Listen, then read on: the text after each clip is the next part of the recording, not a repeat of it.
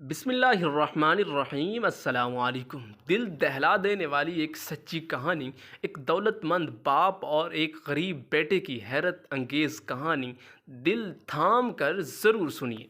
प्यारे दोस्तों, एक शख्स फरमाते हैं कि मैं एक दिन किसी मज़दूर की तलाश में निकला। घर में मुरम्मत का काम कराना था। मुझे एक हसीन नौजवान दिखाया गया जिसके सामने तेशा और जंबील रखी थी। मैंने पूछा कि रात को मेरा काम करोगे? कहने लगा हाँ। मजदूरी पूछी तो एक दरहम बताई। मैं उसे ले गया। उसने 3 आदमियों का काम अकेले किया।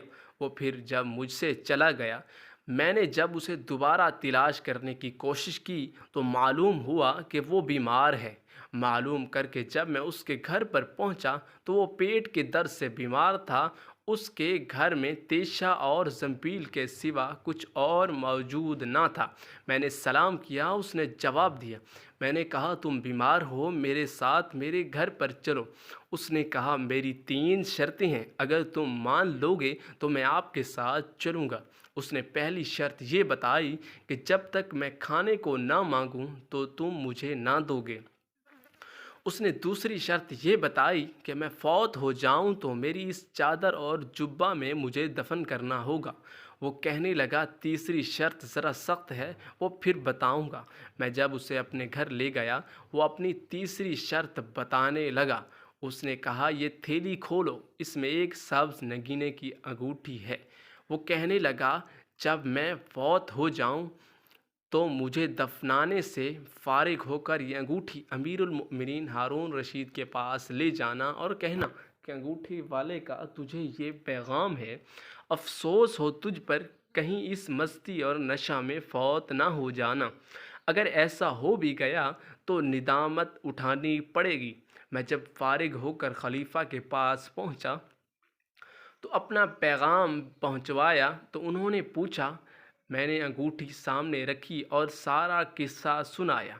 ये किस्सा सुनकर खलीफा उठकर खड़ा हुआ और फिर धड़म से चटाई पर गिर पड़ा। बहुत देर तक रोता रहा। कहने लगा बेटा, तुमने जीते जी भी नसीहत ही और मर कर भी। मैंने दिल में सोचा कि ये नौजवान अमीरुल मोमिनीन का बेटा है, मगर मुझे मालूम न था। सारा किस्सा मालूम होने के बाद खलीफा बहुत ही रोया, बहुत ही रोया। खलीफा ने बताया कि मेरे वालिद मेरी शादी एक लड़की से करना चाहते थे, लेकिन मुझे और लड़की पसंद आ गई। मैंने उसके साथ छुपकर निकाह किया और ये मेरा पहला लड़का पैदा हुआ। मैंने दोनों को ये अंगूठी और कुछ सामान देकर बसरा भेज दिया और कहा कि जब मैं बादशाह बन जाऊं तो वापस लौट आना। खिलाफत के बाद मैंने मालूम कराया तो पता चला कि दोनों फौत हो चुके हैं।